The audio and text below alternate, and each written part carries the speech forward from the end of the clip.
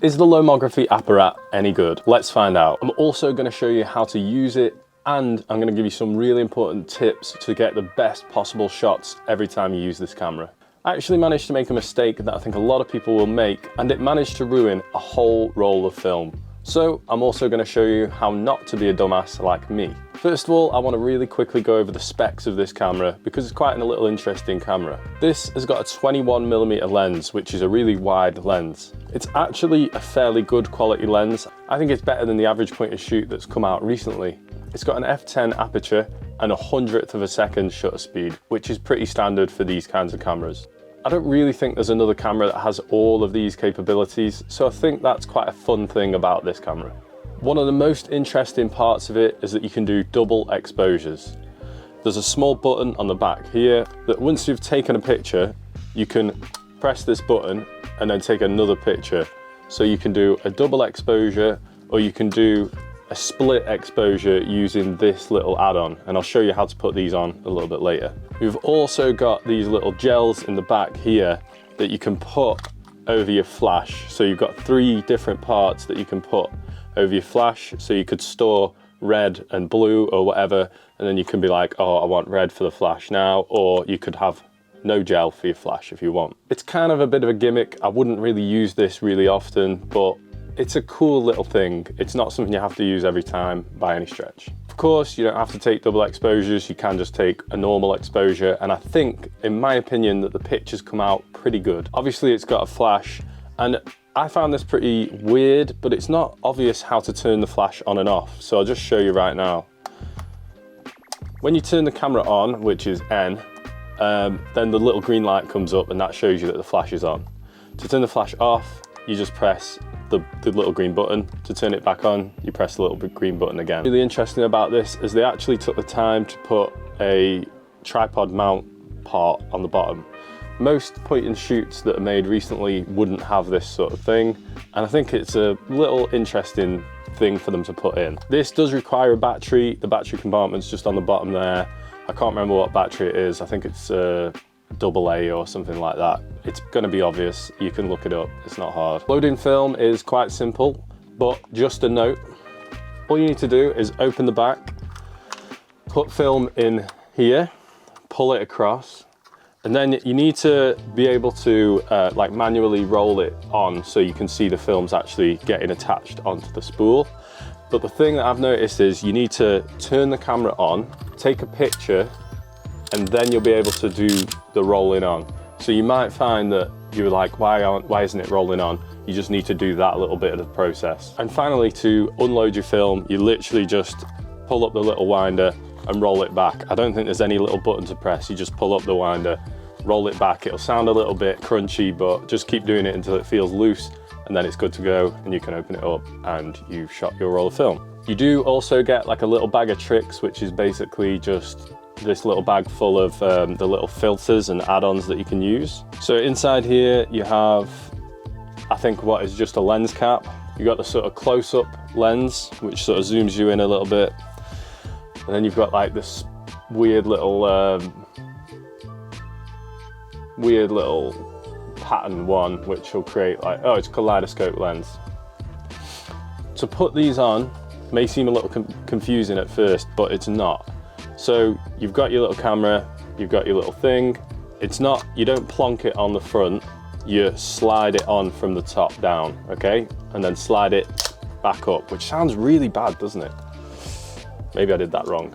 So the only one I'll really show you how to use too much is the splitzer.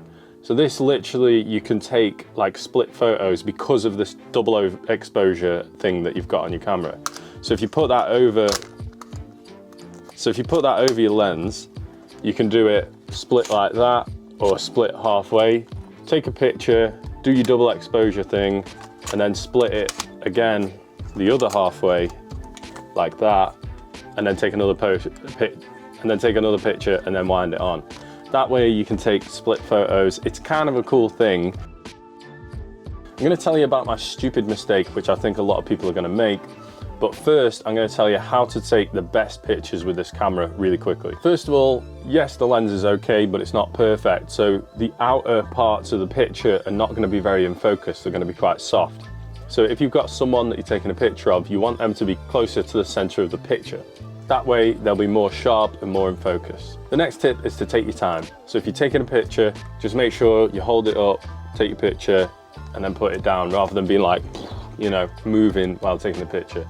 This is because the shutter speed is only 100th of a second. So when you're taking a picture, there's a good likelihood that you'll get it out of focus or get it blurred if you're moving. And finally, and this is really important, make sure to use your flash when you're like indoors or in a low lit area. If it's not very light, this camera will not take very good pictures. So just make sure to use your flash and everything will be fine. So here it is, the ridiculous mistake that I made that cost me a roll of film, but not only that, an incredible bunch of shots. I went to a local sort of mountain near my home and I didn't really have much expectations at all, but it turns out we randomly just got above the clouds. It was incredible. I'm glad I took my video camera so you guys can actually see what it was like. It was amazing. But I didn't understand that I was making a massive mistake with this camera. I think it's unclear, and that's probably one of my only problems with this, is that it doesn't really tell you how to use it, unless I've missed something, which I may have. But when you buy this camera, there's loads of things, there's a big box and a big booklet, but it doesn't seem to tell you how to use it. But basically, I was using an incorrect setting without really knowing. So on the front here, it says off, N and B. Off obviously means off. N actually means like normal shooting. And B, it turns out, seems to mean bulb, which means that for as long as you hold the shutter down, that's how long the shutter stays open. I didn't know that. I wasn't expecting that on a point and shoot camera anyway, because I don't really know of any point and shoot camera that does that.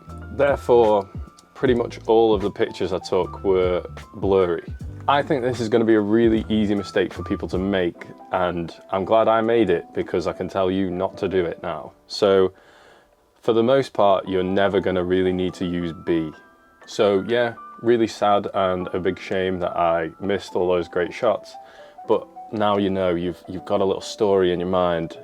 Don't use B, just use N. So my opinion of the Lomography Apparat.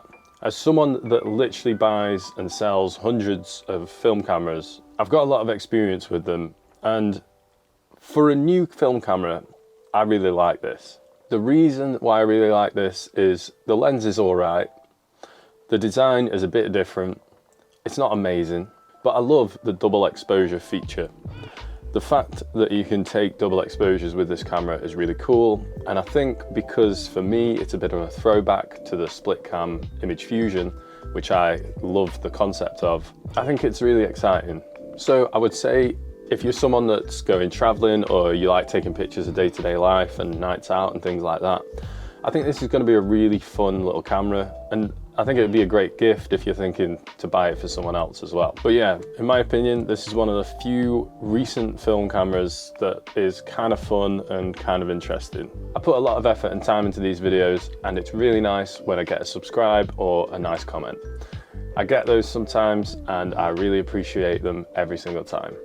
If you've been watching this channel for a while, then you'll know that at the end of a video, I like to recommend a song. The reason why I like recommending a song is because it's a really nice way to connect with you and you to understand my kind of vibe a bit. So if you like this kind of thing, my song recommendation is Moonlight Mile by the Rolling Stones.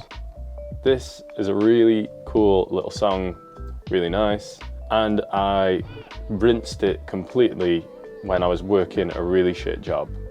So think of me sat in a little office somewhere listening to this on repeat. Thank you so much. I guess this is a Christmas video. Whatever you're celebrating, if you're celebrating anything, I hope you have an amazing time. If you're not, and it's just a normal day for you, I still hope you have an amazing time. Thank you.